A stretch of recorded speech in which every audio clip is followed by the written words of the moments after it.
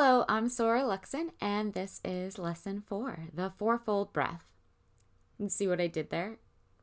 Lesson 4, the Fourfold Breath. So as you begin magical practices, one of the first and most important training exercises you'll begin is the Fourfold Breath. Now, you can find a ton of info on this system of mindfulness and mental strengthening on the internet from many different backgrounds and sources, because it's been around for a really long time and it's always been useful. In the yogic traditions, it's referred to as pranayama. I'm sure I didn't say that correctly, but it's the way by which you learn to work with and control the prana, or life force, by specified breathing techniques. In Hermetic and Wiccan ritual circles, it's usually labeled the Fourfold Breath, which directly refers to how it can be done by the practitioner. So it's sort of the common sense label.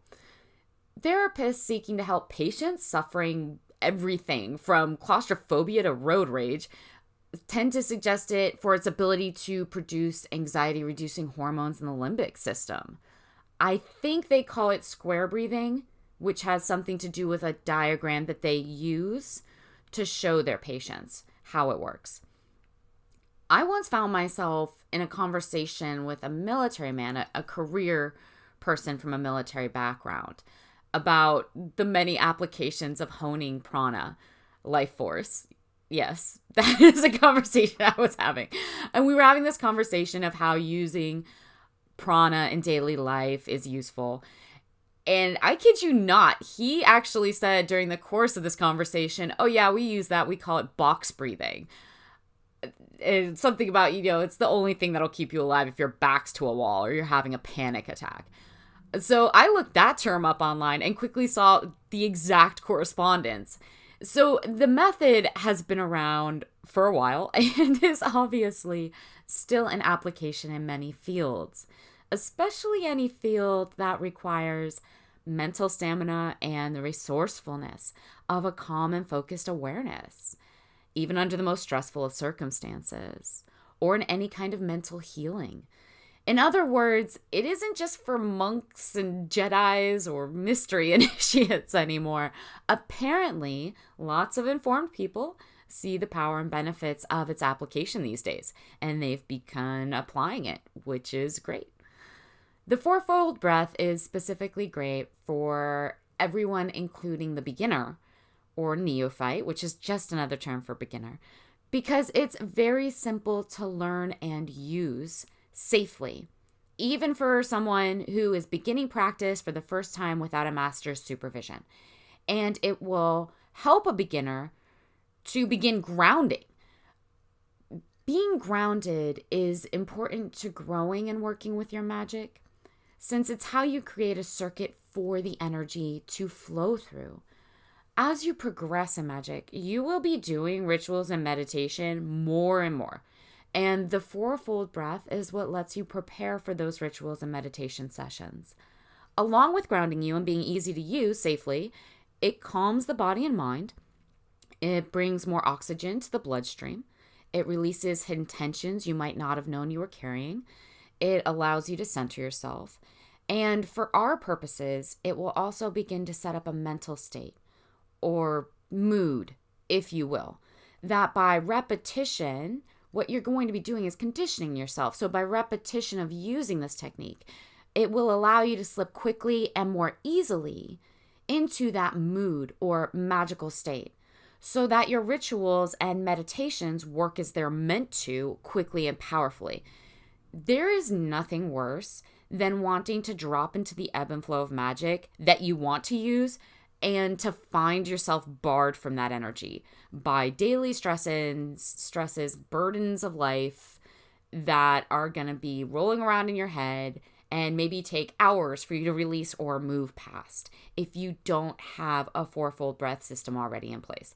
The Fourfold Breath, if practiced correctly and consistently before every magical anything that you want to do, will set up a pattern that your state of self will quickly be able to recognize and drop into with far less preamble involved.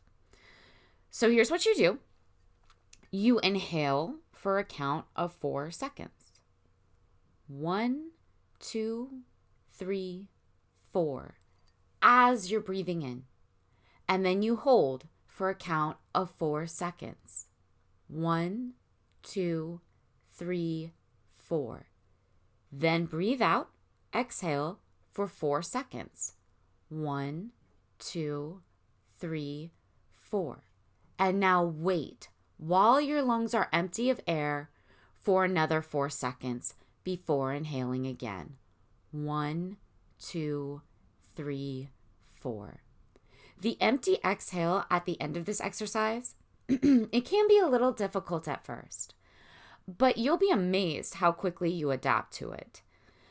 Of course, if you get lightheaded or dizzy, stop or back off, change your method, find what works best for you. The point isn't to make yourself ill or more stressed. The point is to start slowing your breathing down in a controlled fashion that you are highly conscious of until you can do it in such a controlled fashion that you don't have to be highly conscious of it anymore. So you just do that for a while, maybe 10 minutes to start before each magical ritual. It'll take you less time to ground and focus as you proceed and get better at this. Your goal here is to have your breathing be rhythmic. It doesn't have to be super deep breathing, just controlled and fluid without being super choppy or super shallow. That's what you want to avoid. You're trying to get away from that and get to something that's controlled, rhythmic, and maybe a little bit deeper. Find the place that you're comfortable with. In for 4, hold for 4, out for 4, hold for 4. In for 4, hold for 4, out for 4, hold for 4. Just like that, you get the idea. Then once you are totally relaxed and centered, you'll be able to start your magics at full capacity. You can think of it as a sort of energetic prep, like a stretching warm-up before you go for a run or a hike. It's you getting ready to proceed with your ritual or meditation or whatever practice you're going to use in the right way. Focused and attentive to the work that you'll be doing next, which is important. Begin practicing this along with the mind control technique from the previous video, and you will be well on the road to advancing in your occult practices. The value of the Fourfold Breath and the mind control technique of learning to control your own mind that I've already gone over, it really can't be overvalued. Both of them are so extremely important.